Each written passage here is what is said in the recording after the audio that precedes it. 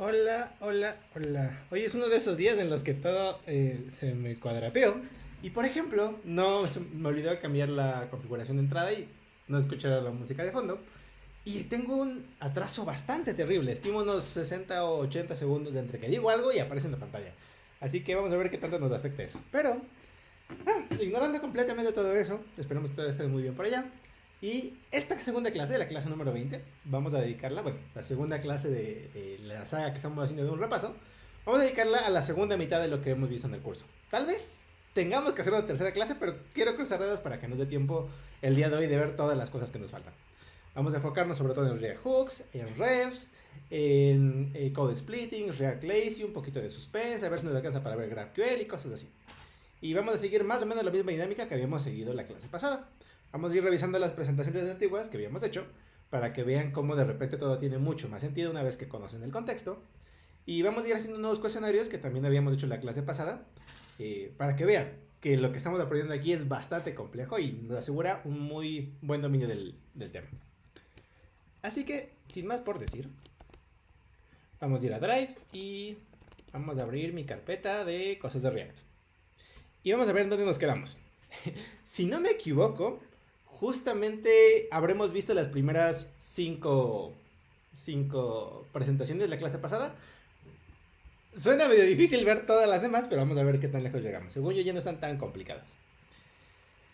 Así que veamos. La siguiente clase en la que nos habríamos quedado, si no me equivoco, corríjanme si me equivoco en el chat, era justamente, ya entendíamos el concepto, o la clase pasada habíamos visto lo del concepto de qué es un componente, qué es una función, qué son las propiedades, qué es JSX, qué es React.createElement y cosas así.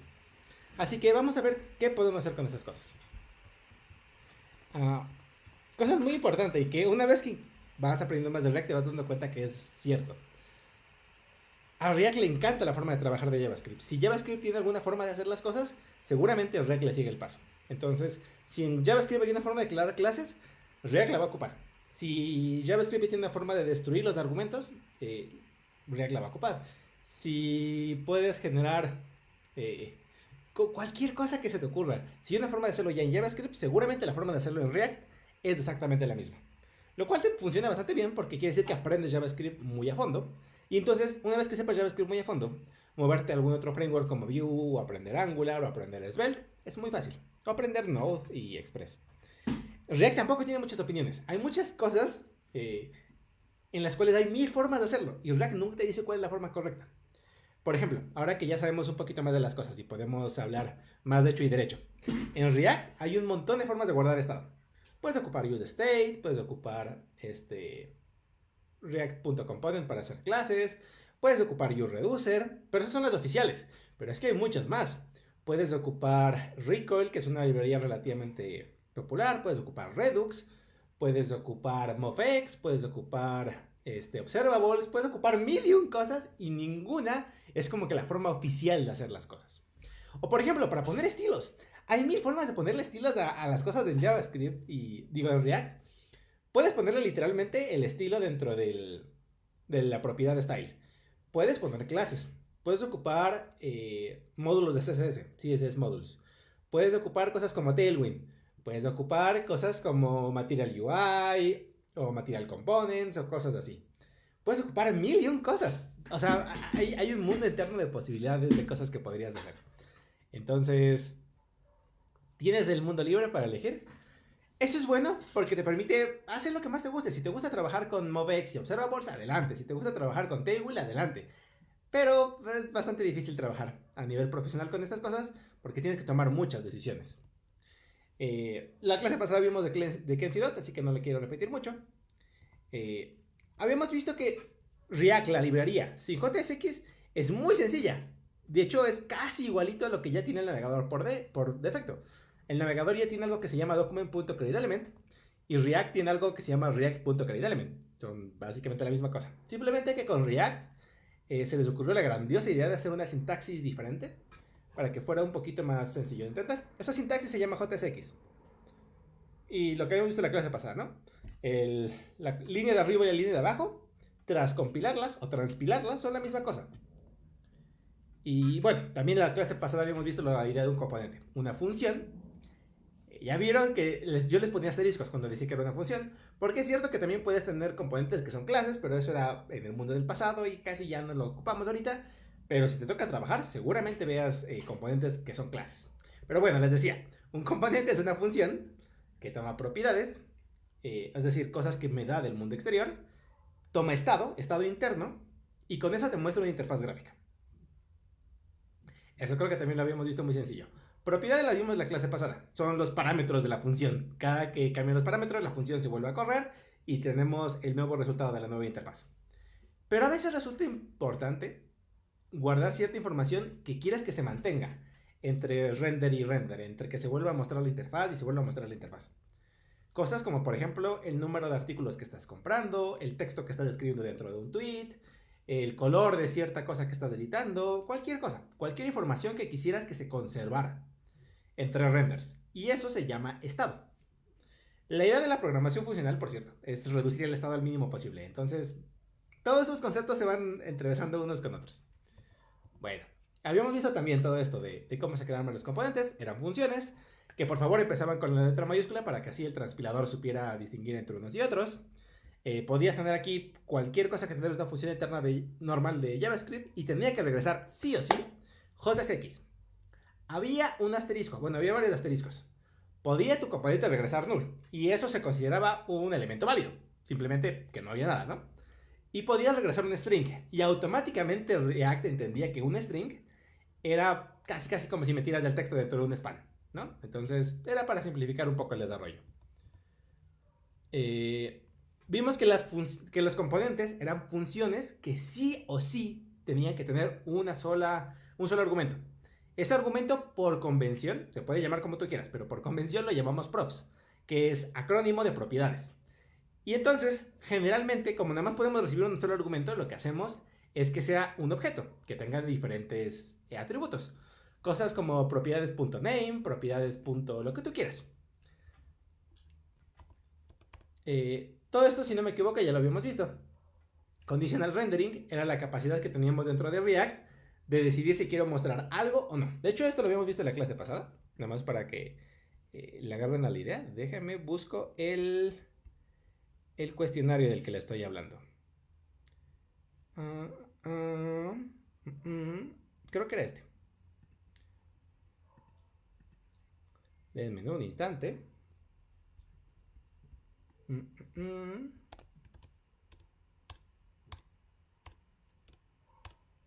No, tendría que ser entonces el anterior a ese. ¿Qué cosas? Vamos a ver.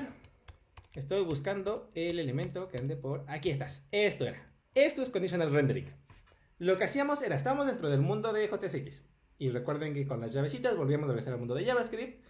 Y a veces queríamos decir, quiero mostrar este componente o este texto o esta cosa. Y a veces no. Vamos a suponer que toda la lógica para mostrar eso se encuentra guardada dentro de una variable que en este caso la llamaron isReady. Entonces lo que tendríamos que hacer era hacer esto. IsReady and y le ponías lo que querías mostrar. Eso quiere decir que simplemente se iba a mostrar este fragmento, este componente, solo cuando esta variable fuera verdadera. Hay otra forma de hacer esto también, que es justamente esta. Nada más que aquí le falta el qué es lo que pasa si no es cierto. Es decir, si es ready, hay que mostrar este componente, y si no es cierto, hay que mostrar otra cosa.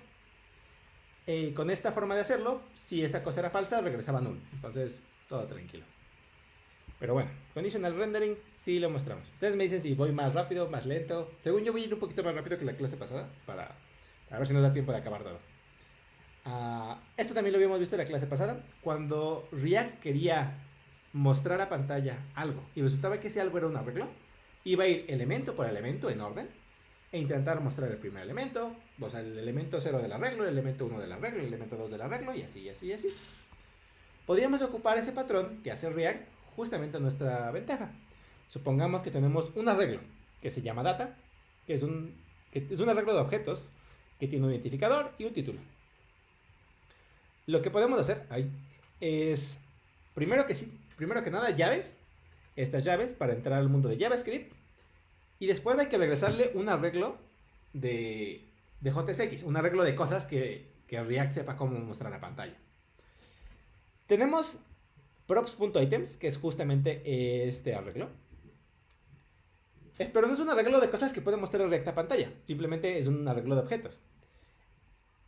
Todos los arreglos dentro de JavaScript tienen una propiedad llamada map, que lo que hace es pasar una función y yo te voy a regresar un nuevo arreglo en el que cada elemento sea el resultado de agarrar el elemento anterior y aplicarlo a la función que tú me pasas. Suena medio complicado, pero la idea, por ejemplo, es vamos a mapear el arreglo tomando elemento por elemento. ¿Y qué es lo que vamos a hacer? Vamos a regresar un párrafo donde tengamos el título aquí dentro. Y aquí hay una propiedad especial.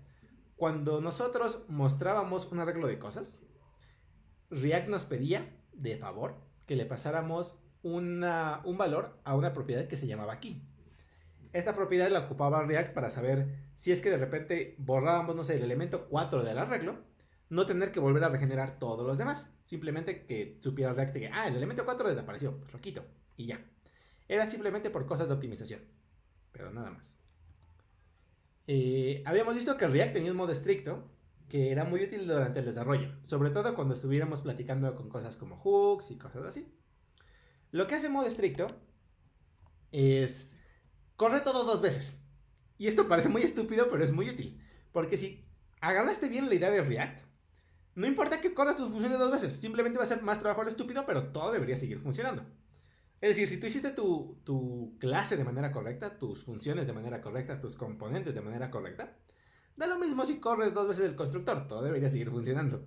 Da lo mismo si corres 2 veces el método render, en el caso de que estamos hablando de clases.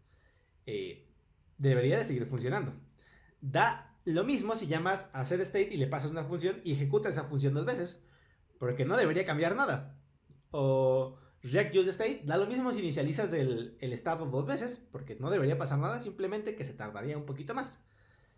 Si tu aplicación dejaba de funcionar cuando la corrías en modo estricto, quiere decir que estaba haciendo algo mal y que seguramente algún usuario, si hiciera algo raro, podría tener algún error.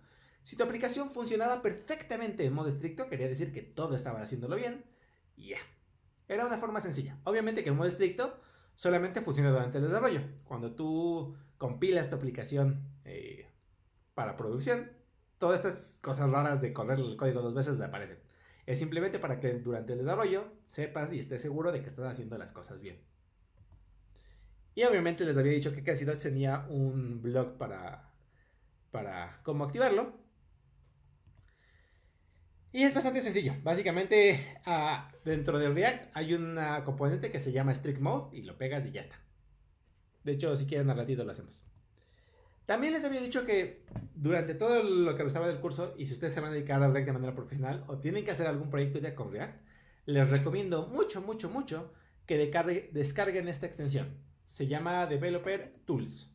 Y lo que nos permitiera justamente, si estábamos en una página que estaba corriendo con React, poder ver cuáles componentes teníamos, cómo se veían los componentes, cómo se veía el estado, cómo se veían los efectos. Podías directamente cambiar el valor de algún estado, de alguna propiedad o cosas así. Entonces era muy útil para, en épocas de desarrollo, mover algo. Se lo sigo recomendando mucho. Y bueno, creo que lo más importante de la clase del día de hoy va a ser hablar un poco sobre hooks.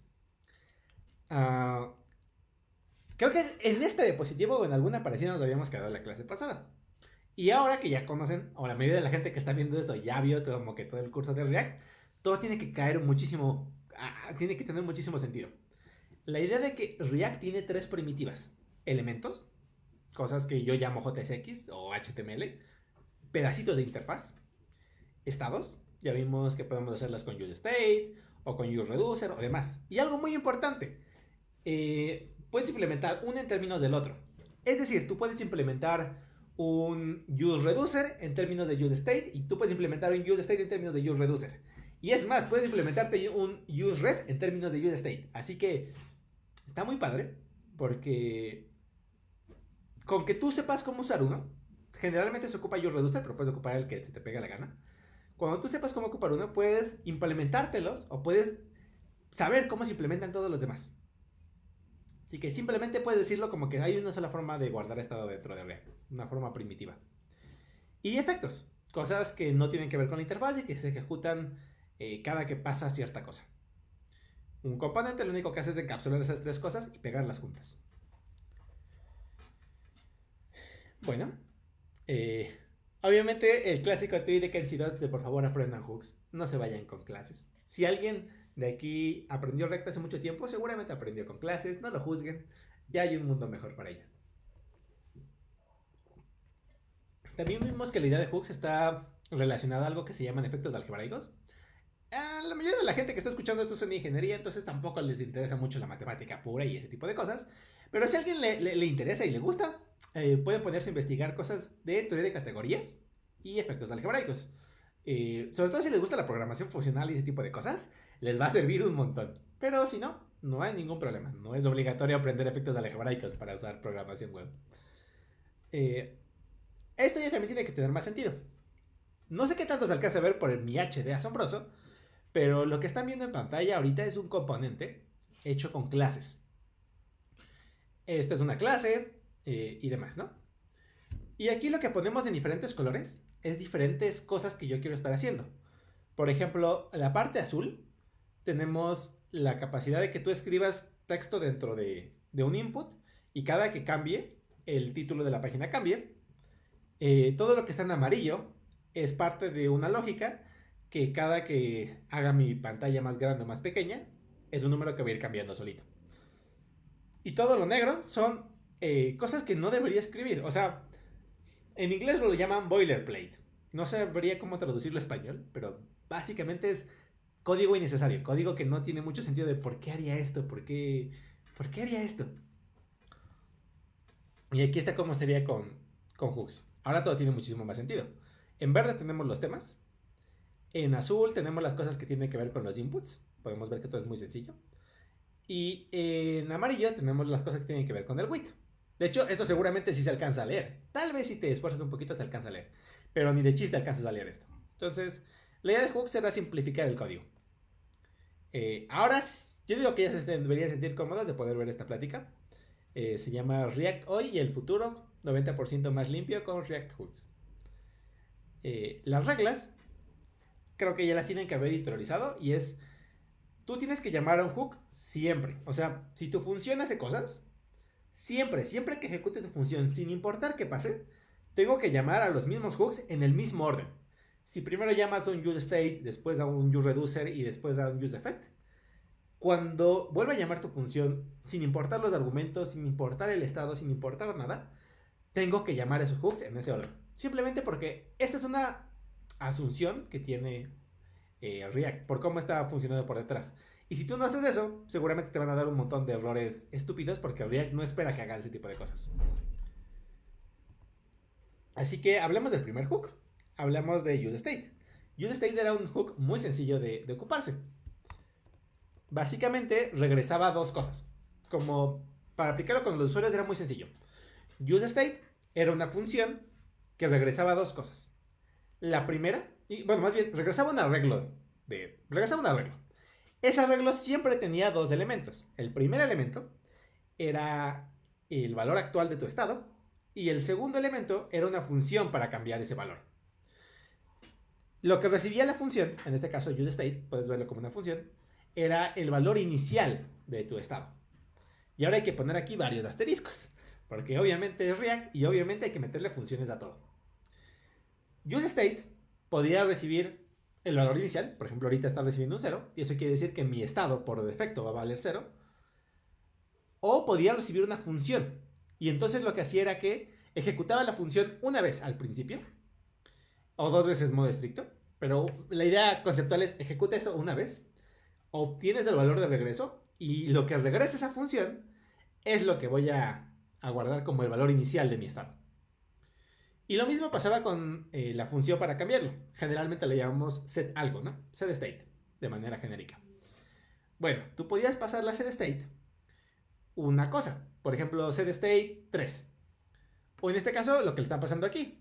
setCount y count más 1. Y perfectamente funcionaba. Pero también podías pasarle una función. Podías pasarle setCount y pasarle una función que recibiera un parámetro y regresara a otra cosa. Lo que recibiría sería el estado en el valor actual y lo que regresaría sería el nuevo estado. Sé que parece medio complejito, pero la ventaja es que ya lo hicimos y es muy fácil de hacerlo, ¿no? Aquí no me detuve mucho y tampoco me lo quiero detener esta vez, pero esto que están viendo es básicamente una forma medio estúpida, pero medio funcional de implementar hooks.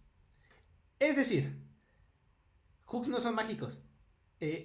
No son mágicos, es simplemente JavaScript tras bambalinas. Y si a ustedes de verdad les interesa, pueden implementarse sus propios hooks y ya ocupar funciones normales de toda la vida.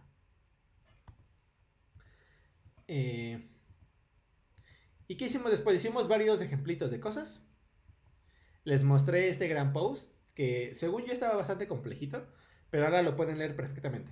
Y habla de cómo funciona React, de qué es una interfaz, de cuáles son las cosas que queremos lograr y cosas así. Es un texto bastante largo, toma unos 40 minutos leerlo, pero si uno de ustedes se quiere dedicar al frontend de manera profesional, yo creo que es una muy buena lectura para que te empapes de ciertos conceptos. Se los recomiendo mucho. Pero bueno, antes de movernos, vamos a ver si con estas cosas que ya vimos de UseState podemos empezar a hacer el siguiente cuestionario. Nada más que, déjame ver cómo me salgo. Ahí estás. Bueno, vamos a ver en cuál cuestionario nos quedamos. Primer cuestionario, tercer cuestionario, si no me equivoco. El tercer cuestionario era el que hablaba de hooks. Aquí alguien deja un comentario de la otra vez. Quería usar un UseState dentro de un picker para cargar los datos de otro picker, pero nunca me jaló. Debería de haberte funcionado. Si aún tienes el código, me interesaría mucho saber cuál fue el error que estás cometiendo, porque según yo debería ser muy fácil hacerlo. Siempre y cuando cumplas las reglas de los hooks, ¿no? Los ejecutes dentro de un componente y siempre los ejecutes de la misma manera. Es decir, si tienes una función que se llama calendario, y esa función siempre tiene que llamar un useState, un useEffect y un useReducer. Y siempre, sin importar que yo le haga, sin importar qué estado tenga, sin importar qué propiedades tenga, siempre debería llamar a esos hooks en ese orden. Si cumples esas dos reglas, debería funcionar. Pero bueno, vamos a vamos a empezar a resolver el cuestionario. Y de hecho la primera pregunta es justamente lo que estamos viendo. ¿Cuál es el hook que se utiliza para guardar información dentro de un componente? Y es useState. UseEffect ya lo vimos, lo vimos las clases que le tocaron, pero al rato ahorita lo podemos platicar. Pero era para hacer cualquier cosa que tuviera que ver, más bien que no tuviera que ver con la interfaz. useRef era lo mismo con useState, pero cuando lo actualizábamos, la interfaz no se actualizaba automáticamente. Era muy útil si tú querías tener algún valor que no tuviera que ver con la interfaz. useValue no existe. Puedes crearlo si quieres, pero no existe por defecto. Entonces, useState. Vamos a ver esto. Todos estos van a funcionar excepto uno. ¿Cuál es el que va a fallar? Y no va a guardar una variable, el valor de una variable George. Vamos a ver esto. Este es sencillo. Ocupa un useState y le dice que por defecto tengamos el nombre George. Recordemos que useState regresa un arreglo de dos cosas. El valor actual y una función para cambiarlo. Lo que está haciendo aquí es simplemente crear una variable que se llame name, que sea el primer elemento del arreglo. Y ya. Esto es completamente válido, esto se puede hacer. Lo único que está pasando aquí es que estás perdiendo la capacidad de actualizar el estado. No es muy útil, pero de que puede hacerlo, puede hacerlo. Bueno, sí es útil, pero ahorita vamos a ver dónde lo puedes ocupar. Pero sí se puede hacer esto, es completamente válido. Y la variable name va a tener el valor George. Todo perfecto. Y mira algo parecido que pasa aquí. Es exactamente lo mismo, simplemente que en vez de tener la variable George, tienes una función que regresa a George. Y es lo que habíamos platicado. Una forma de ocupar la función useState, el hook useState, es en vez de pasarle un valor, pasarle una función. ¿Cuándo hacemos esto? Cuando la cosa que le vamos a pasar es algo muy complejo de calcular. Por ejemplo, no sé por qué, pero supondría que quieres tener algún estado que almacene el primo número de un millón. No te conviene cada vez que se rendere tu componente calcular cuál es el primo número de un millón, sino tener una función que lo haga una vez. Y ya. Entonces le pasas una función y nada más se va a hacer eso una vez. Entonces, esto funciona. Es una función que regresa George. Así que eso también funciona. Esto también funciona. Tenemos una variable que se llama initial name, que se llama George, y se la pasamos a useState. Todos los tres funcionan perfectamente bien. Así que ninguno de estos. Todos funcionan muy bien. No me acuerdo si vimos en algún momento Local Storage. Cruzaría dedos para que lo hubiéramos visto. Si no, ahorita les cuento qué es Local Storage. Me estoy deshidratando. Local Storage, primero que nada, es algo no de JavaScript, sino del navegador. Por eso hay que ponerle window punto antes. Window.local storage. Bueno, con ciertos asteriscos, pero casi seguro que puedes ignorar el window siempre, ¿no? Y local storage es una cosa que tiene el navegador. Del navegador, no es nada de React, es de los navegadores. Y te permiten guardar cierta información en la pestaña actual, en la ventana actual. Entonces, tú puedes tener guardada esa información el tiempo que tú quieras. Puedes... Es muy útil, por ejemplo, para guardar cierta información del usuario, si está en modo oscuro o modo claro. Si tú quieres guardar cierta información y que aún cuando yo recargue la página la información siga ahí, ocupa local storage. Me sorprendería si no lo hubiéramos visto. Casi seguro que sí lo vimos. Pero bueno, ¿cómo funciona local storage? Tiene una cosa que se llama set. Déjame ver porque ni siquiera yo me acuerdo. Si no me equivoco, a ver, vamos a hacer esto de memoria. Si no me equivoco, local storage funcionaría así. Tiene una función que se llama setItem, que recibe dos cosas. Un string, a fuerza tiene que ser un string, de cómo quieres que se llame la propiedad donde lo voy a guardar, y el valor a guardar aquí. Aquí también solamente puedes recibir un string. Si tú quisieras guardar algo más complejo, puedes convertir tu arreglo de cosas a un JSON, lo guardas como un string, y cuando lo saques lo deserializas y entonces ya lo vuelves a ocupar. Pero sí, local storage nada más te permite guardar strings. Y las llaves para acceder a esos elementos son strings. Vamos a ver. Vamos a suponer que esta es la correcta. ¿O es esta? No sé cuál de las dos será, pero supondría que es esta.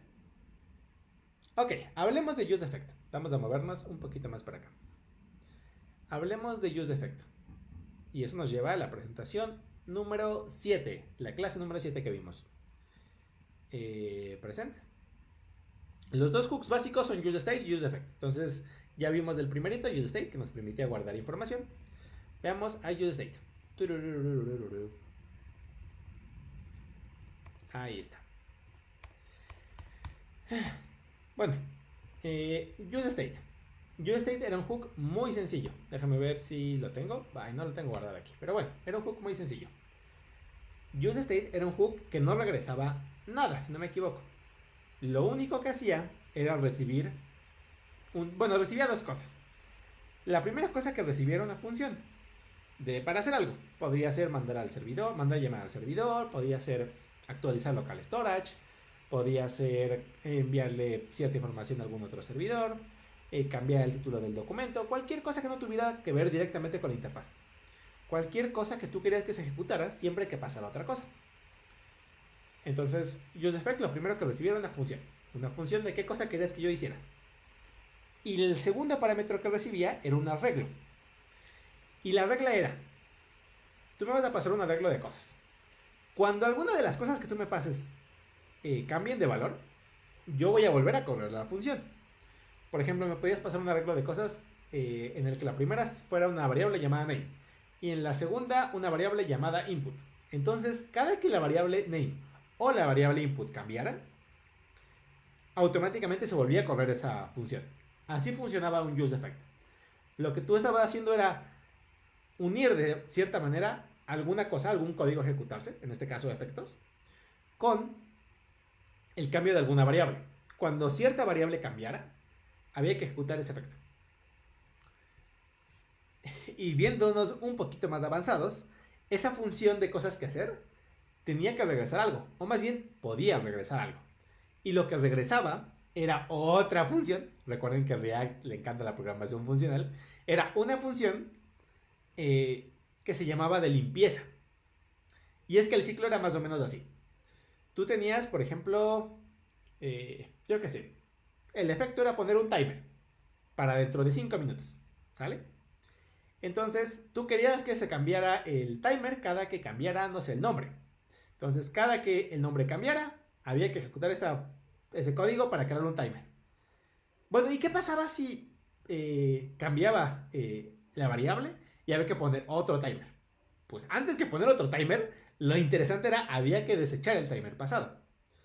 Y para hacer esto, le digo, este es el único lugar en el que siento que la API de React se les fue completamente de las manos. Resulta ser que la función que hace cosas, en React conocida como el efecto, la función que hace cosas, el efecto, tiene que regresar otra función. Esa función que regresa se llama función de limpieza o cleanup. Y lo que hace esta función de limpieza es justamente limpiar.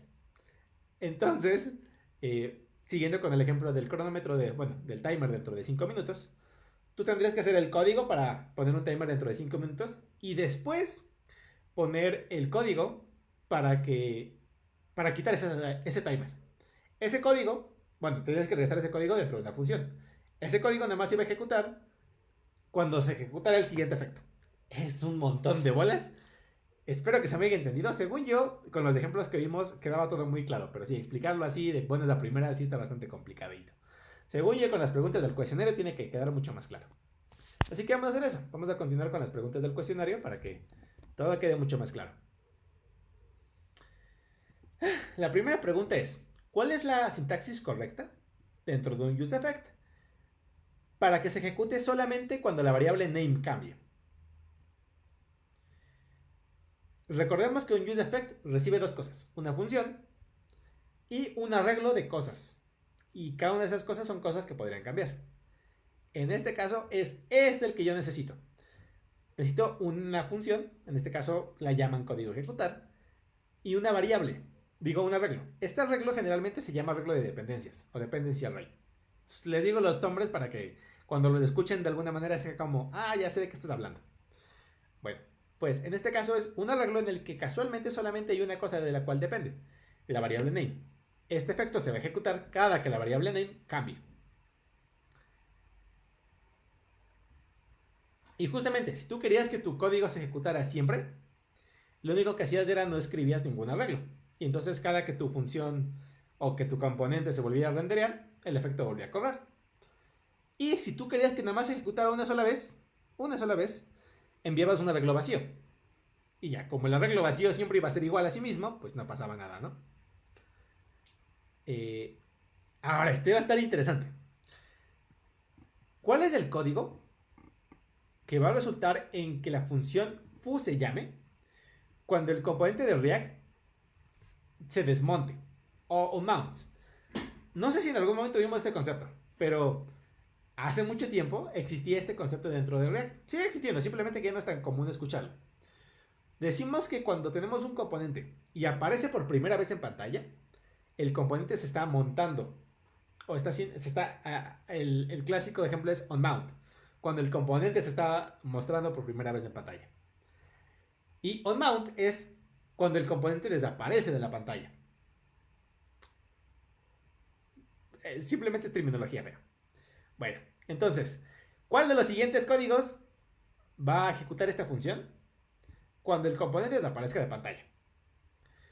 ¿Cómo vamos a hacer esto? Esto es una cosa muy sencilla de hacer. Lo que vamos a hacer es un efecto que solamente corra una sola vez al principio. Y recordemos que ese efecto, ese código, esa función, puede regresar otra función. Y esa función que voy a regresar justamente tiene que ser foo. Eso es lo que quiero encontrar. En este caso, lo que va a pasar es que va a ejecutar la función foo al principio, la primera vez que se corre este componente. Y eso no es lo que yo quiero. Aquí va a pasar exactamente lo mismo. Va a ejecutar esta función la primera vez que aparezca el componente en pantalla. Y eso no es lo que yo quiero. Aquí va a ejecutar una función vacía que no haga nada cada que la función foo cambie. Eso tampoco es lo que yo quiero. Esto es lo que yo quiero. Un efecto que solamente se ejecuta una vez. Obviamente, al principio. Y ese efecto no hace nada más que regresar una función. Esta función es la función de limpieza y solamente se va a ejecutar cuando aparezca un nuevo efecto o cuando el componente desaparezca, que es justamente lo que va a pasar. Parece muy rebuscado, les digo que es la única parte en la que siento que la API de React se les fue de la mano, porque tienes que admitir que esto no es muy intuitivo para entender que este código se ejecuta cuando el componente desaparezca de la pantalla. Pero es lo que está pasando. Entonces, aquí está. Uy, hablemos de useRef. Creo que nunca le dediqué tiempo, o al menos no al principio, pero useRef es muy importante. Les voy a contar qué es lo que hace. Creo que les había contado en la clase pasada esto, pero es que de verdad quiero que se les quede muy grabado en la cabeza. Es más, déjame ver si lo puedo hacer con uno de los videos que hice. Porque, bueno, con uno de los videos que hice no, con uno de los videos que encontré. Supondría que lo vimos... A ver. Red.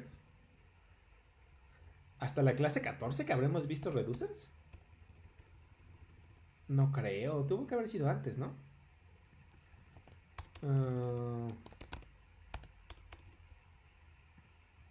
Bueno, ni modo, lo voy a tener que buscar. Dentro de YouTube hay un video que me encanta un montón, que se llama useRef Dev UI. Bueno, supongo que entonces será UI.dev. Ahí está. Este video dura unos 10 minutitos, pero les explica perfectamente de dónde aparece el hook useRef y por qué es útil y demás. Vamos a intentar seguir la misma idea sin ponerle audio para que no me tiren el stream. Así es como tenemos un useState normalito, ¿no? Tenemos un useState que regresa dos cosas. El valor actual y una función para cambiarlo. Y que cuando yo cambie este valor, automáticamente se vuelve a renderar nuestro componente. Y el valor actual que tiene. A veces yo quiero esto, excepto la parte de que cada que cambie el valor tenga que volver a cargar el componente otra vez.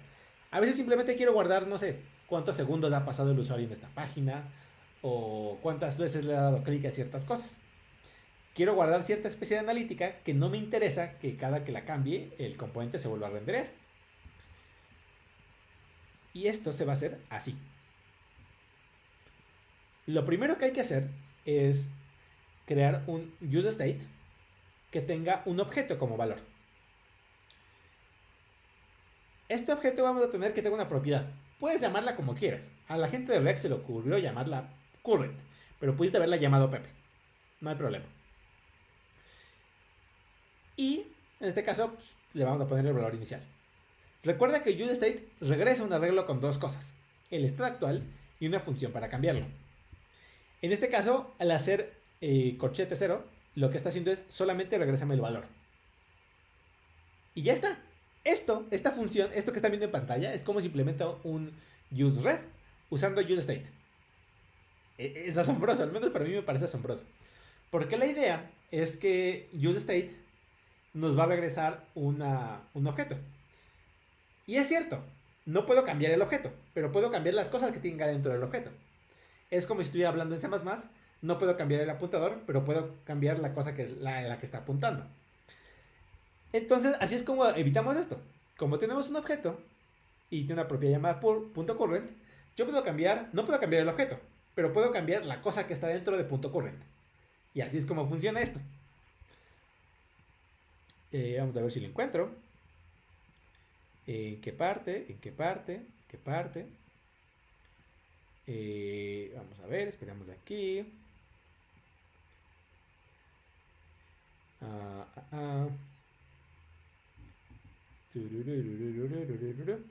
Y así es como lo ocuparían, por ejemplo. Supongamos que yo quiero guardar algún identificador por cualquier cosa.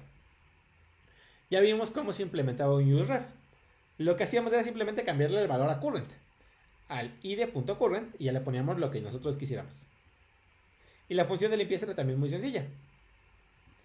Entonces, eso era un useRef. Les digo que a mí me encanta mucho porque me vuela la cabeza cómo puedes implementar un useRef usando un useState, perdón. Es muy bonito. Pero bueno, esa es la forma más abstracta de tener un ref. Y esto de los refs no solamente es cosa de React, esto es cosa de programación funcional. Más bien son cosas de programación funcional que React adoptó. De hecho, voy a buscar Reason Ref. Hay un... déjame ver cómo se llama esto. o camilitate o camref. Ahí está. Déjame ver si encuentro alguna cosa sencilla. Ay.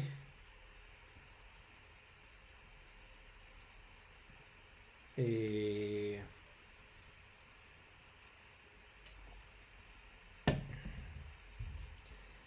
no, la programación funcional nunca es sencilla. Pero bueno, ustedes créanme cuando les digo que hay un lenguaje de programación funcional muy famoso que se llama OCaml o Camel, depende de cómo lo quieran pronunciar.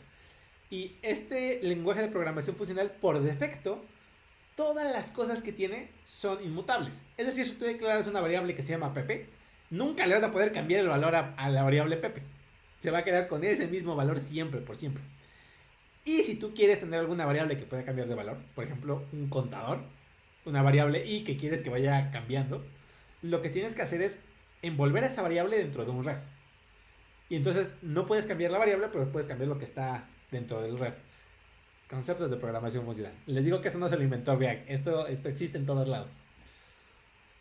¿Dónde me quedé? Aquí. Vale, pues. Entonces, les decía, a lo que iba. Un ref es una forma de tener algún estado que pueda cambiar y que al momento de cambiarlo no tenga que recomponer todo el componente. Pero bueno, ¿por qué se llama refs? Se llama refs por referencias. Y generalmente en React se ocupan para sacarle la referencia a algún elemento de JSX. Recordemos que JSX es simplemente azúcar sintáctica para React.createElement. No son elementos de HTML de verdad, ¿no? Cuando yo hago este div, no es un div de verdad HTML, es simplemente React.createElement. Y React se va a encargar de, tras bambalinas, crear un div, o crear dos, o crear y destruir otro div. Puede hacer 1000 cosas, lo que se le pegue la gana. Entonces, si tú quieres acceder al nodo de verdad que tienes ahí, lo que puedes hacer es agarrar esta propiedad especial, este prop especial que se llama ref, pasarle el ref que creamos y solito el React se va a encargar de que cada que ese div cambie, por ejemplo, cada que React se le ocurra destruir ese div y crear otro div, el valor en ref.current siempre sea el del nodo actual. Siempre, siempre, siempre, siempre. Entonces, ¿qué es lo que pasará aquí? Yo creo un ref y hago un console log. Si no me equivoco, esta cosa debería dar un define. Porque no le estás pasando un valor inicial. Ni siquiera le estás pasando null. Le estás pasando nada. Y cuando no le pasas nada en JavaScript, pues es un define. Casi seguro que es esto.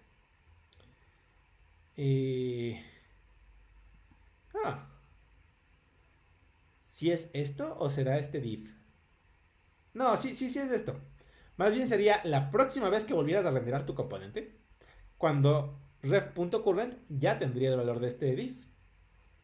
Quiero creer, porque ya me hicieron dudar. Esta es la primera vez dentro de los cuestionarios que estamos viendo en el que ya me hicieron dudar. Creo que casi seguro me suena que sí, que sí viene a ser un define. Y si no es un define, pues tendré que ser el nodo, que en este caso sería esto, un objeto con cosas de objeto. Pero casi seguro que es un define. Vamos a ver qué es lo que pasa. Aquí se complicaron la vida. A ver, tenemos un ref. Y después tenemos un useEffect. Ya. Este está padre. A ver, tenemos un ref. Y después tenemos un useEffect. Y después regresamos este div. Está muy padre. Bien. Aquí les había explicado esto porque React no es mágico. A React le dices, caramba, un ref, imprímelo y regresa este div. Y React va a hacer eso, en ese orden. O sea, no está cambiando el lenguaje, es JavaScript puro y duro. Va a hacer este ref, va a imprimirlo y va a regresar este div, en ese orden. Si tú quisieras de verdad tener acceso al valor o a este nodo, tendrías que tener un código que se ejecutara después de que React acabara de hacer todos sus desastres de crear la interfaz. Y justamente los defectos son para eso. Los defectos se corren, o los defectos se ejecutan, mejor dicho. Los defectos se ejecutan después de que React acabó de hacer todo el desastre que tenía que hacer para crear la interfaz gráfica. Entonces, cuando un defecto se ejecuta, la interfaz gráfica ya existe en la realidad. Y como la interfaz gráfica ya existe en la realidad, ya ese div ya existe. Y como ese div ya existe, ref ya tiene el valor de ese div. Eso. Entonces, cuando estamos viendo esta, lo que está pasando es esto. Creamos un ref y lo regresamos. Regresamos un div. Y una vez que React sepa que ese div ya se creó de verdad en la realidad, se ejecuta el efecto de ese componente. Y el efecto de ese componente es, bueno, en este caso se va a ejecutar una sola vez. El efecto de ese componente va a ser hacer por pantalla ref.current. Ref es nuestra referencia. .current es la propiedad a la que tenemos que acceder para tener el valor actual. Y lo que saque esté ahí, vamos a hacerle un punto string. Lo que está ahí era un nodo de HTML. Y un nodo, según yo, es un objeto. Entonces tendría que hacer esto. Vamos a cruzar los dedos para ver si funciona eso. Ok, ahora no sé si para ese momento ya vimos clases. Se supondría que no. No sé en qué clase vimos las clases. La clase... ¿Cuándo vimos clases? Clase 14. La clase 14 vimos clases. Pero bueno, cuando hace mucho tiempo React ocupaba clases, habían dos funciones o dos métodos dentro de esas clases muy importantes, que era justamente lo que tenía que ver con creación y destrucción de los componentes. El primero era component.mount, que se ejecutaba después de que nuestro componente apareciera por primera vez en pantalla. Component will on mount, que se ejecutaba justo antes de que nuestro componente desapareciera de la pantalla. Y component did update, que se ejecutaba después de que alguna propiedad cambiara o de que algún estado cambiara. Lo del estado no estoy muy seguro, pero de que cada vez que una propiedad cambiaba, seguro. Y estas tres cosas son los defectos. Simplemente que antes los separábamos en diferentes categorías. Ahora simplemente es ejecuta este código cada que cambie cierta cosa. Por ejemplo, si le pasa un arreglo vacío, se ejecuta solamente cuando se crea. Ya vimos justamente por una pregunta de la parte de arriba cómo ejecutar un código cuando se va a destruir. Y si yo quiero que se ejecute algún código cada que cierta cosa cambie, pues meto un efecto y como arreglo de dependencias meto las cosas con las que yo quiero que cada que alguna de ellas cambie, el efecto se vuelva a ejecutar. Así que eso es un efecto. Vamos a ver. Crucemos dedos a ver qué sale. Estoy muy nervioso. 8 de 8, perfecto. Entonces todo lo que les dije no es mentira, 100% real, no fake. Y ya, con esto acabamos efectos. Y vamos a seguir el siguiente cuestionario para ver justamente de qué trata lo siguiente. El siguiente cuestionario es de hooks avanzados. Qué moderno. Y esa es una pregunta muy interesante a alguien. Entonces, si fuera un use layout effect, ¿cómo se ejecutaría? Creo. Vamos a empezar por lo primero. Hooks hay muchos. Vamos a buscarlos, de hecho. React hooks. Vamos a ver todos los hooks que hay por defecto dentro de React. Recuerden que tú puedes crear los demás hooks que tú quieras. ¿Dónde está esto? Aquí está. Entonces, los tres básicos son useState para generar estados, useEffect, que ya lo vimos para hacer efectos, useContext para usar contexto, que eso está un poquito más complicado, pero ya vieron que tampoco es tan difícil de verse. useReducer si quieres hacer un useState pero elegante. useCallback si quieres optimizar funciones. useMemo si quieres optimizar valores. useRef, ya lo vimos. Y estos tres que en mi vida los he ocupado. Yo he hecho un montón de cosas con React y en mi vida los he ocupado. El más famoso de esos tres es justamente useLayoutEffect.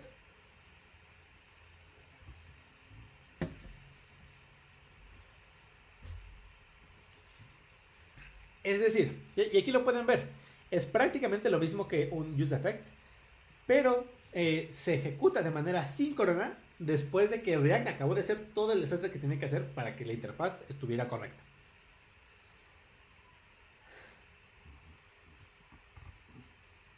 Es decir, hay muy poquitas veces en las que... ¿Cómo explicar esto? Básicamente, este efecto se ejecuta después de que React ya organizó todas las piezas del tablero, por así decirlo, para que la pantalla esté como tú quieras que esté. Pero antes de que el navegador haya tenido oportunidad de ejecutar el código para que se actualizara la pantalla. Entonces, tu código de useLayoutEffect se va a ejecutar en ese espacio entre las dos cosas. Cuando se ejecuta tu código, todas las propiedades del DOM, todas las cosas que tú quieras ver en cuanto a código, ya están como deberán de estar. Pero la pantalla aún no ha sido mostrada al usuario. Entonces, si tú quieres cambiar algo de color, mover alguna cosa de algún otro lugar o cosas así, ahí es donde tienes que hacerlo. Porque si lo haces en un useEffect, primero se va a mostrar, no sé, supongamos que lo que quieres hacer dentro del efecto es cambiar la pantalla azul. Si lo haces dentro de un useEffect, se va a ver la pantalla blanco y después se va a ver azul. Casi instantáneamente. Va a ser como un flashazo. Si lo que tú quieres hacer es que desde siempre se ve la pantalla en azul, ocupas un useLayoutEffect. La verdad, prácticamente nunca vas a querer hacer eso. Pero bueno, puedes leerte la documentación si es de algún momento en el que lo necesitas. Pero en mi vida yo lo he ocupado. Entonces, casi te aseguraría que no te preocuparas mucho por ello. Pero, adelante. He de admitirlo. Ni useLayoutEffect, ni useDebugValue, ni el otro, que no me acuerdo ni siquiera cómo se llama, useImperative ninguno de los tres los he ocupado nunca. Entonces, quién sabe cómo funcionan. Así que no te preocupes por eso en mucho sentido. Ok, hablemos de reducers. Vamos a hacer un salto cualitativo muy grande, porque reducers justamente es la clase 14, pero tiene que seguir viendo con hooks, así que no se preocupen tanto. Y todavía tenemos algo de tiempo, al menos unos 10 minutitos más. Mira, justamente cuando estaba hablando de la clase 14 les recomendaba a la persona de la que busqué el video. UI.devtool, se los recomiendo mucho.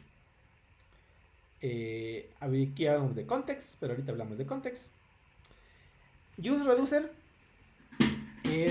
funciona exactamente igual con useState, simplemente que simplifica un poquito más las cosas y las complica de algún modo. UseReducer, siendo más formales, lo que nos permite es usar el patrón de diseño que se llama reducer para manejar estados. Y les voy a mostrar, ¿qué estoy haciendo? Les voy a mostrar qué es el patrón de diseño reducer.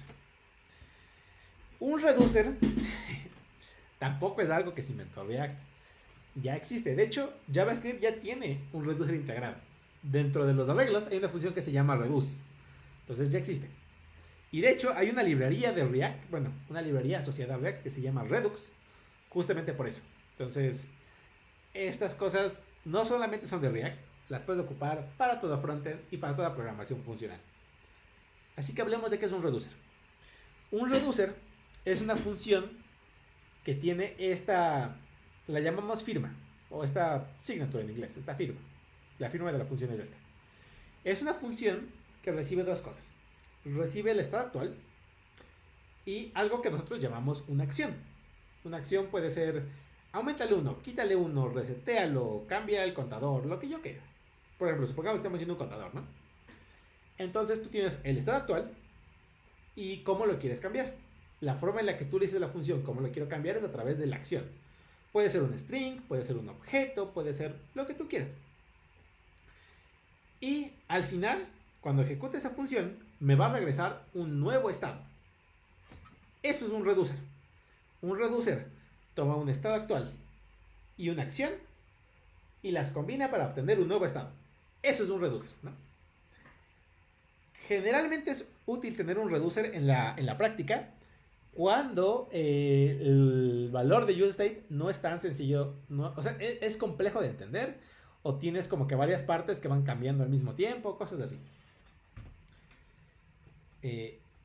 Vamos a ver.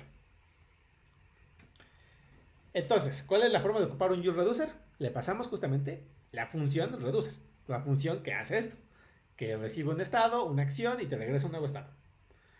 El argumento inicial y esta función de init, en mi vida lo he ocupado, así que tampoco se preocupen mucho porque ni yo lo sé.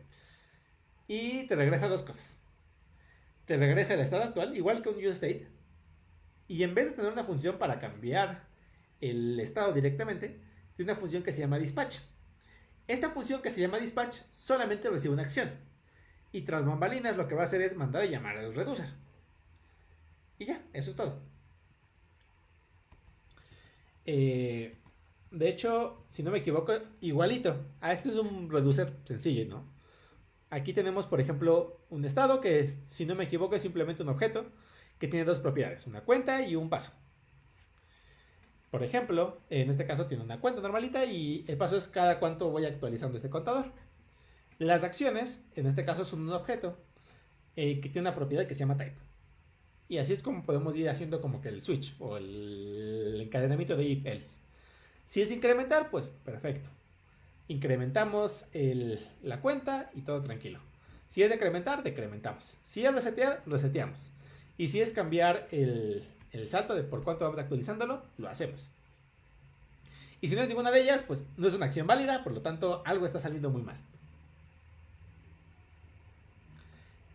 Todo esto, les repito, es un video de UI.dev. Entonces les recomiendo mucho que lo vean. Así que vamos a intentar hacerlo. Me acaba de llegar un mensaje que dice: hablando de patrones, uno de estos días podrías recomendarnos algunos patrones de diseño para hacer las aplicaciones y organizar nuestro código. Es una muy buena clase, aunque no me sentiría con mucha capacidad de hacerlo porque sinceramente hay mil y un formas de organizar tus componentes dentro de React y de ingeniería de software en general. Y no me siento muy bueno para hacerlo, pero podemos platicar unos 10 minutitos sobre eso algún día de estos. Tal vez la siguiente clase. Más bien que la siguiente clase, más bien la siguiente semana. Pero bueno, a ver si un día platicamos justamente de eso. Me gusta mucho el patrón que utiliza Next.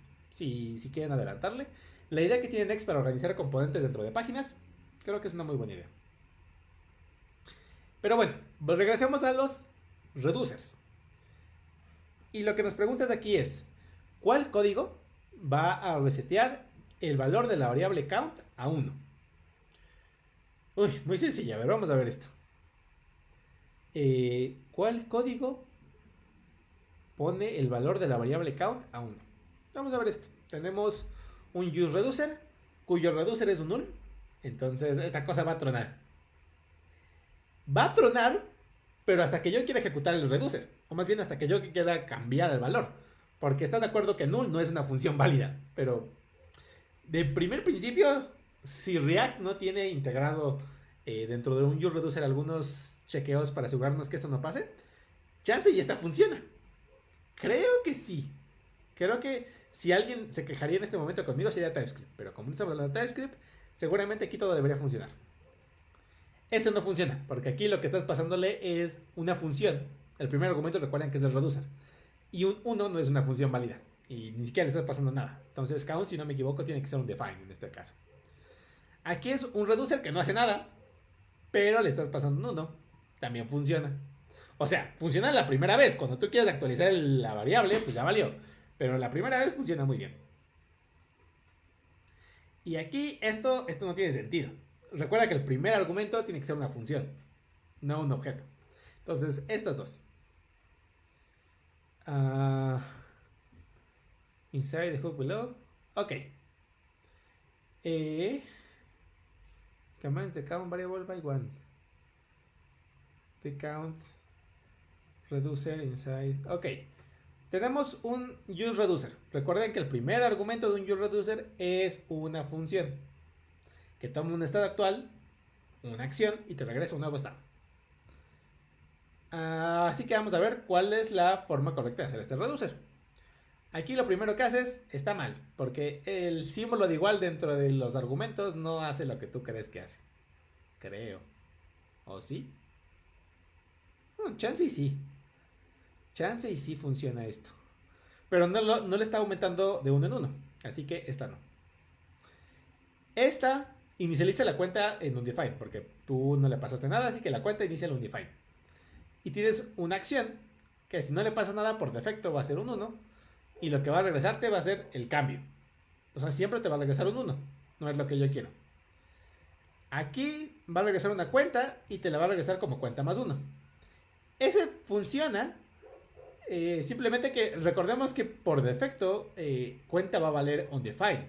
Y cuando quieras sumarle 1 a undefined, quién sabe qué vaya a hacer, pero suponiendo que aquí le pusieras un 0, esta es la forma correcta de hacerlo. Pero quién sabe. Ok, hablemos de use callback. Este también está padre. Use callback era... No, es un hook no tan sencillo de ocupar y sobre todo muy fácil de ocupar mal. Por eso es que casi tampoco hablé mucho de él, pero vamos a hablar un poquito más de detalle de qué es lo que hace use callback. Use callback es... Tú tienes una función que... A ver, ¿cómo me explico aquí? Vamos a hablar primero del problema que tenemos de aquí. Imaginemos que estamos dentro de un componente de React. Y yo quiero pasarle una función a uno de mis hijos. Supongamos que uno de mis hijos es un componente que se llama formulario. Y tiene una propiedad que se llama cuando lo actualice. Entonces, yo quiero pasarle una función a mi hijo. En este caso, a formulario. Y ya está, se la paso. El problema es que esa función tengo que crearla en cada render, ¿no? Cada que se vuelva a ejecutar la función, yo tengo una línea en la que digo, vamos a crear una nueva función que se llame bla bla bla y que tenga tantos y tantos valores. Y como esa función está dentro del cuerpo de la función, del componente, cada que se vuelva a renderar mi componente, declaro una nueva función. Y como declaro una nueva función, cuando se la paso a uno de mis hijos, técnicamente ese hijo no sabe que la función sigue siendo la misma. Puede que haya cambiado, porque a fin de cuentas es una función nueva, ¿no? Siendo más exactos en el término de React, es un puntero a una función nueva. Entonces, pero bueno, es una función nueva. Y debido a que es una función nueva, hay que ejecutar otra vez el código de mi hijo para asegurarme de que no tengo que hacer nada. Y entonces es como un efecto cascada. Como voy a ejecutar otra vez el código de mi hijo, tal vez mi hijo vaya a hacer lo mismo y entonces hay que ejecutar el código de acá. Y entonces lo que acaba pasando es que cualquier cosa que hagas dentro de React desencadena que toda tu aplicación se tenga que volver a reejecutar. Y no es lo que tú quieres. Porque si la función es exactamente igual, no tiene por qué mi hijo volver a ejecutar su código porque la función es exactamente igual. Me gustaría que hubiera una forma de decirle a React, oye, esta función es igual. No me crees una nueva función. Pásame la que ya tenías. No me la destruyas, por favor. Y eso es lo que hace use callback. La idea es, pásame una función y un arreglo de dependencias. Si alguna de estas cosas cambia, te voy a regresar una nueva función. Pero si me mandas a llamar otra vez y el arreglo de dependencias sigue siendo el mismo, te regreso la función viejita. Y como me regresas la función viejita, cuando yo se la pase a mi hijo no se va a volver a ejecutar porque para el hijo no cambió nada. No sé si me alcanza a entender, pero esa es la idea. Un use callback es la idea, bueno, la facilidad, la función que te da React para que tú puedas decir, quiero que esta función siempre siga siendo igual, a menos que alguno de estos valores cambie. Si alguno de estos valores cambia, entonces sí, regresa una nueva función. Y es muy útil cuando tienes que pasar alguna función como propiedad a algún otro componente. Porque si no haces esto de use callback, vas a tener que generar una nueva función en cada render. Y como generas una nueva función, técnicamente es una propiedad nueva para tu hijo. Y por lo tanto tu hijo también se tiene que volver a reejecutar. Y así. Entonces, espero que se me haya entendido la idea. Use callback nos permite tener una función que va a seguir siendo igual siempre y cuando nuestro arreglo de dependencia se mantenga igual. Solamente me va a crear una nueva función cuando mi arreglo de dependencias cambie. Eso. Entonces, es justamente lo que me está preguntando aquí. Vamos a tener una función que se llame foo, que solamente vuelva a ser definida, es la forma correcta de decirlo, redefinida cuando la variable name cambie. Y es esto. Sí, es esto. Tenemos una variable llamada foo que utiliza un use callback. Esta función es justamente la función que voy a intentar memorizar de alguna manera y la voy a mantener igual siempre y cuando ninguna de estas variables cambie. En este caso simplemente name. Siguiente pregunta. ¿Cuál es la forma correcta de mantener la información de si mi componente ha sido montado a pantalla o desmontado? Supongamos que estamos ocupando un ref. Perfecto. Esto es muy sencillo. Y es este. Pero vamos a explicarlo. Lo que vamos a hacer es tener un ref que nos diga si estamos en pantalla o no. Y vamos a ocupar un use state. Otra vez lo mismo que hemos ocupado en las clases pasadas, ¿no? Las preguntas pasadas. un use effect que solamente se ejecute una vez al principio. Entonces, este ya está descartado. Me quedan estos tres. Y lo primero que va a hacer mi use effect cuando aparezca por primera vez mi componente a pantalla es actualizar el valor del ref. Es decir, valor del ref.current es igual a true. Estoy en pantalla, todo bien. Entonces, es justamente hacer esto, o hacer esto, o hacer esto. Todos esos están de acuerdo de que es la misma cosa. La cosa es, bueno, ¿y cuándo hay que poner mi ref igual a falso? Y es muy sencillo. Recuerden que un useEffect tiene una función, bueno, más bien, los efectos son funciones que regresan otras funciones y esa función se llama función de limpieza. Vale, pues. Entonces tengo que regresar una función. Aquí yo no regreso nada, no me sirve. Aquí estoy regresando el valor de esta asignación. Y yo no quiero regresar eso. Yo quiero regresar una función. Aquí estoy regresando una función que hace lo correcto. Y aquí estoy regresando simplemente falso. Y no es lo que yo quiero. Lo que yo quiero es una función que limpie las cosas. En este caso, que ponga el valor del ref a falso. Así quiero hacerlo. Y me queda un poquito de tiempo, pero vamos a ver si me da algo de tiempo para hablar finalmente de context. Al fin de cuentas tampoco es una cosa tan complicada. Sí que hablemos de context. Esto lo vimos en la clase 3. Supongo que si van a necesitar una clase, al menos la clase del sábado, para acabar de ver las cosas que nos faltan. Porque nos falta ver todo lo de asincronismo, todo lo de los cómo funcionaba React antes, React.lazy, GraphQL y Svelte y Server Components otra vez. Entonces, sí, yo creo que sí nos va a faltar la clase del sábado para hacer esto y acabarlo completo. Pero bueno, cuando vimos context, view present. Context surge de este problema. Y este problema, repito, igual que todas las cosas que estamos viendo, de preferencia, ninguna de estas cosas son exclusivas de React. Los reducers existen en un montón de frameworks más. Los estados existen en un montón de frameworks más. La idea de contexto también existe en un montón de frameworks más. Por ejemplo, hace poquito descubrí que en Flutter se llama provider. Pero bueno, otra cosa. Un context es una solución a este problema claro. Tú tienes un componente A y un componente B.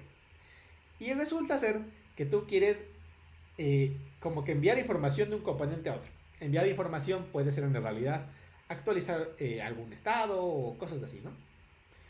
¿Cómo haces eso? ¿Cómo haces para que un componente en cierto lugar actualice el estado de algún otro componente? ¿Cómo compartes información? La forma más obvia es que el componente más viejo, el componente ancestro, por así decirlo, componente padre, hace que sus hijos tengan una propiedad que se llama actualiza. Y sea una función, o sea, un objeto, lo que tú quieres.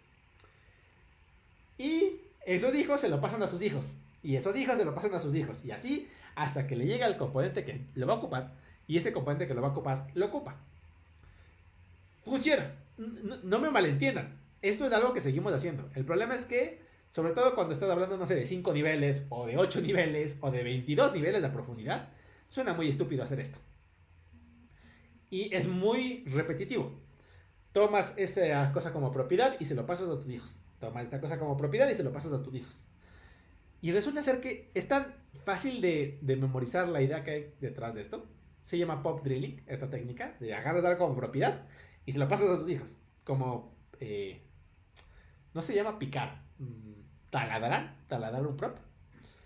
Entonces, esto es tan monótono que React lo puede hacer solito sin que nosotros lo tengamos que hacer de manera explícita.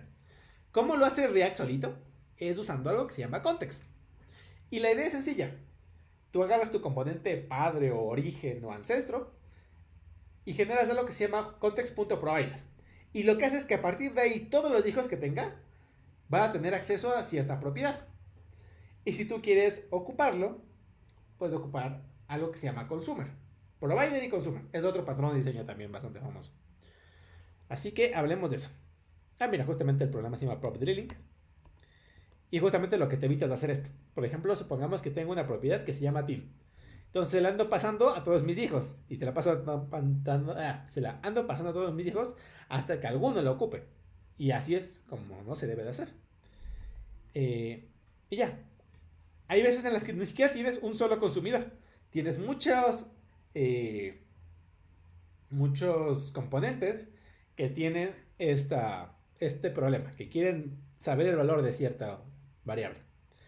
Y algo que importante, si se dan cuenta, React nos ayuda, nos facilita las cosas.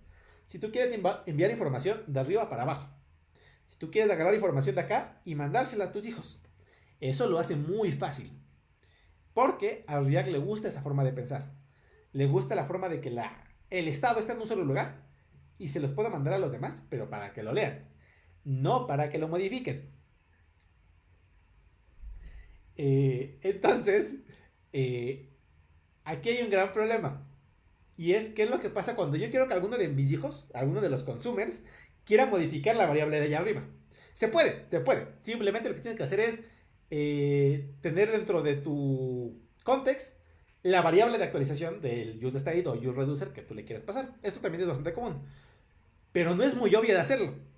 Y no es muy obvio intencionalmente, porque a React no le gusta esa forma de trabajar. Siente que si te permite hacer eso de una manera muy fácil, por ejemplo, como lo hace Svelte o como lo hace Angular, que si no me equivoco tiene algo que se llama Vine, te va a ser un desastre, tu aplicación va a ser un desastre y a largo plazo no te va a gustar lo que vas a crear. Entonces, React te limita de alguna manera para que intentes de esforzarte y de pensar de no hay alguna manera en la que el provider tenga toda la información y los hijos nada más lean. Si es algo que después de un poquito de pensarlo se te ocurre cómo hacerlo, perfecto.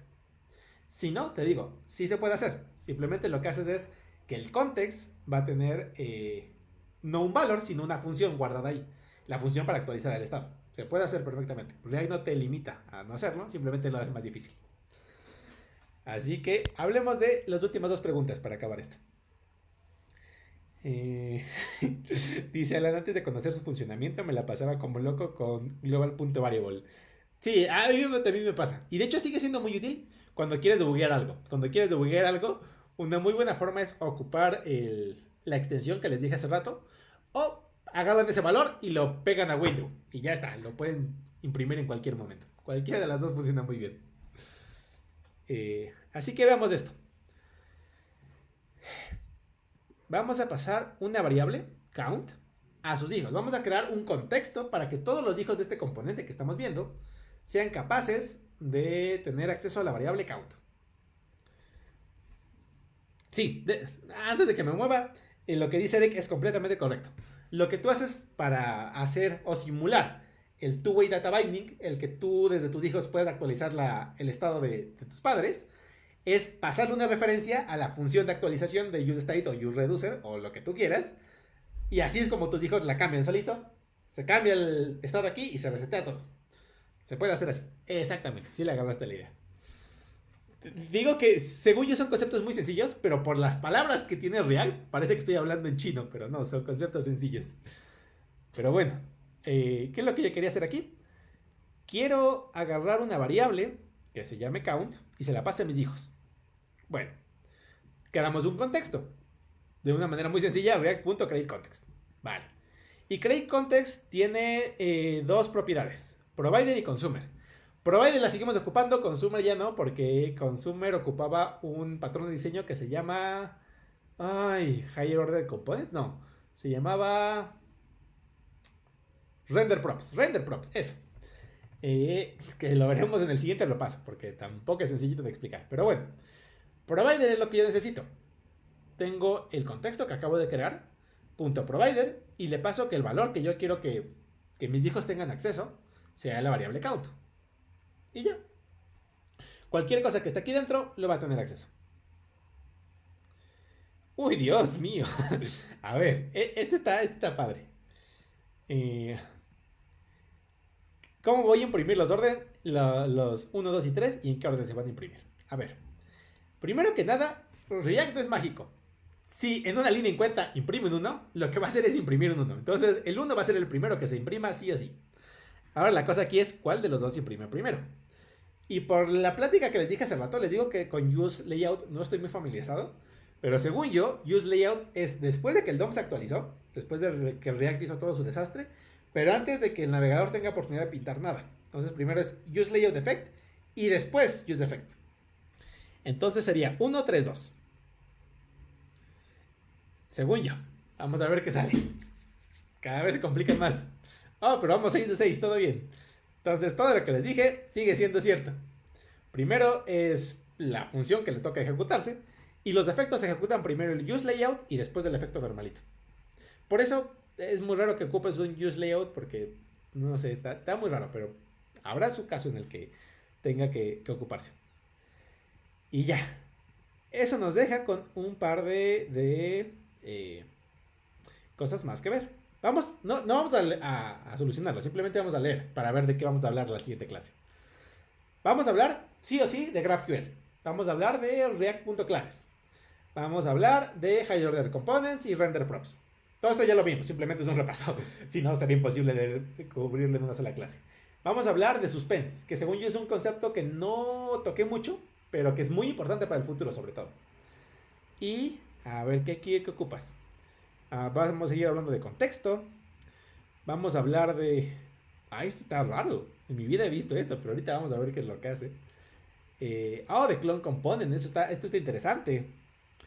De Spread Prop, eso ya lo habíamos visto según yo, pero adelante.